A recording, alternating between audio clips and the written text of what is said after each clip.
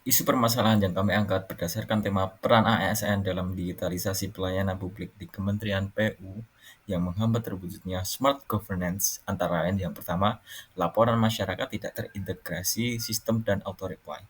Yang kedua, penjadwalan kegiatan masih belum terpublikasi secara jelas. Dan yang ketiga, kesenjangan digital antar generasi.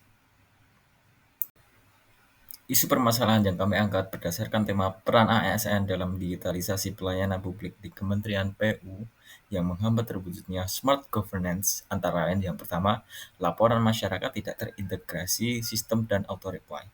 Yang kedua, penjadwalan kegiatan masih belum terpublikasi secara jelas.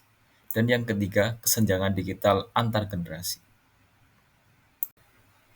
Isu permasalahan yang kami angkat berdasarkan tema peran ASN dalam isu laporan masyarakat tidak terintegrasi sistem dan auto-reply, banyak keluhan masyarakat datang melalui berbagai saluran, media sosial, surat, telepon, dan beberapa keluhan masih dibalas menggunakan email secara manual, dikarenakan tidak ada satu sistem terpusat untuk mengolah semuanya. Nah, dampak dari permasalahan isu ini adalah yang pertama tentu menurunkan indeks kepercayaan publik karena laporan tersebut lama dalam pengajuan. Tanpa sistem yang terintegrasi membuat laporan sulit dilacak status setiap laporan dari awal hingga akhir. Lalu terkait isu kedua, penjadwalan kegiatan masih belum terpublikasi secara jelas. Seringkali terjadi benturan jadwal antara kegiatan di unit kerja atau bahkan di unit organisasi, di mana hal ini menyebabkan timbulnya terjadi miskomunikasi atau bahkan keterlambatan dalam pelaksanaan kegiatan maupun proyek yang dilaksanakan. Lalu dalam isu terakhir, kesenjangan digital antar generasi, perbedaan literasi digital antar generasi dalam suatu tim kerja, di mana pegawai senior kurang terbiasa dengan teknologi maupun aplikasi baru, menyebabkan sebuah permasalahan di mana menciptakan gap di antara tim kerja, sehingga menyebabkan kolaborasi menjadi kurang mulus ketika sebagai staff kesulitan menggunakan alat komunikasi atau platform digital yang mana itu mudah menjadi standar operasional bagi pegawai muda. Tentu ini akan mengurangi efisiensi tim dan menghambat pertukaran informasi yang cepat dan akurat.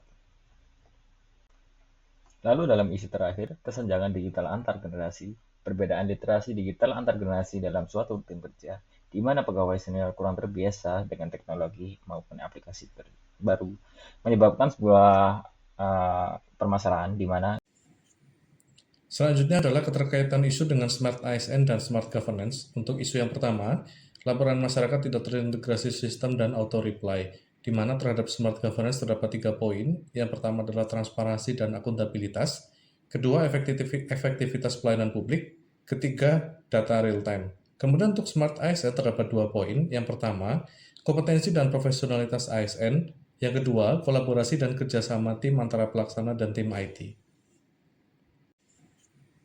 Selanjutnya adalah keterkaitan isu dengan Smart ASN dan Smart Governance. Untuk isu yang pertama, laporan masyarakat tidak terintegrasi sistem dan auto-reply, di mana terhadap Smart Governance terdapat 3 poin. Yang pertama adalah transparansi dan akuntabilitas, kedua efektivitas pelayanan publik, ketiga data real-time.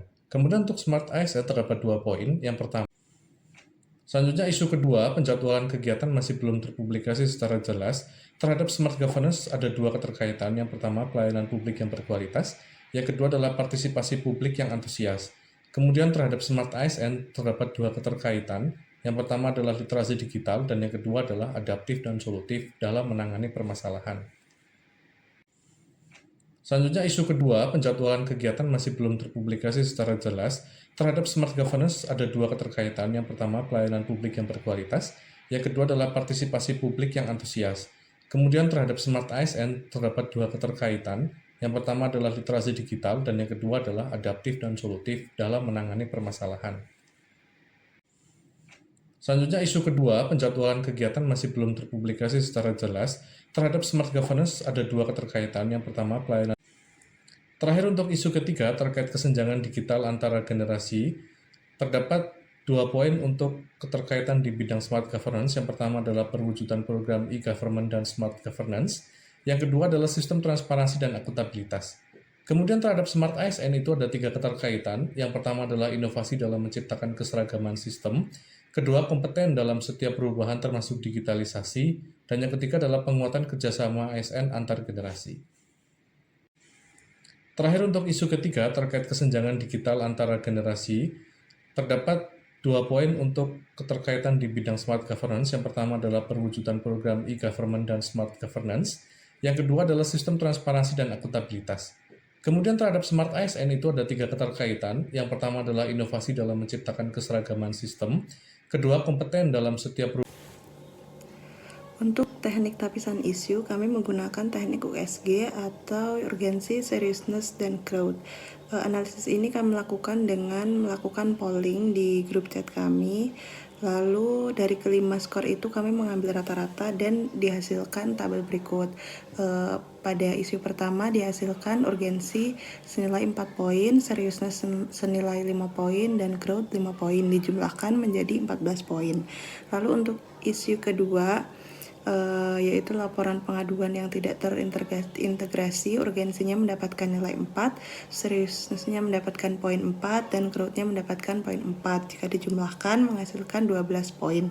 Lalu untuk isu ketiga, yaitu isu informasi jadwal kegiatan yang tidak tersaji secara transparan, menghasilkan urgensi senilai 4 poin, seriousness senilai 4 poin, dan growth senilai 4 poin. Dan jika dijumlahkan menghasilkan 12 poin. Dari sini kita dapat menentukan core issue yang mendapatkan skor tertinggi dengan 14 poin, yaitu isu pertama, yaitu kesenjangan digital antar generasi.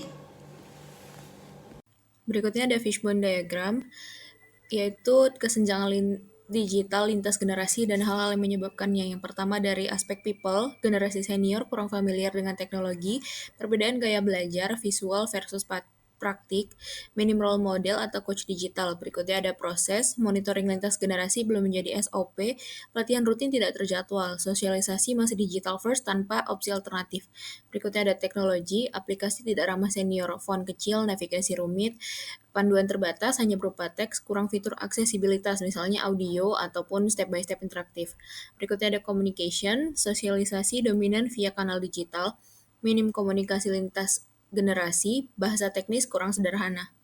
Berikutnya ada policy atau governance, transformasi digital belum inklusif lintas usia, belum ada regulasi khusus onboarding generasi senior, surat edaran atau aturan hanya menekankan medsos belum membahas aksesibilitas.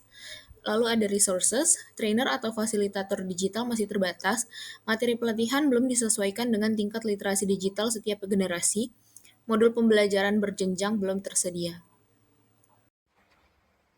Nah, jadi setelah fishbone dapat disusun untuk analisa isunya, di sini bisa ditemukan rekomendasi solusi yang bisa dilakukan. Di sini saya akan menjelaskan beberapa rekomendasi solusi yang bisa diterapkan. Yang pertama, yaitu program mentoring. Di sini diajukan karena yaitu ASN muda atau yang berpengalaman dengan digital bisa ditunjuk menjadi mentor bagi ASN yang belum mengerti atau paham dengan digitalisasi yang sedang berjalan atau diterapkan. Dan hal ini dilakukan terjadwal.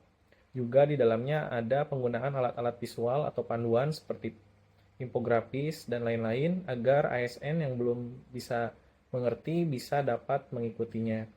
Dampak yang bisa terjadi yaitu kita diharapkan unit kerja mampu mengurangi gap melek digital antar generasinya. Terbangun budaya saling dukung, bukan saling menunggu. Untuk solusi selanjutnya yaitu dokumentasi dan opsi luring.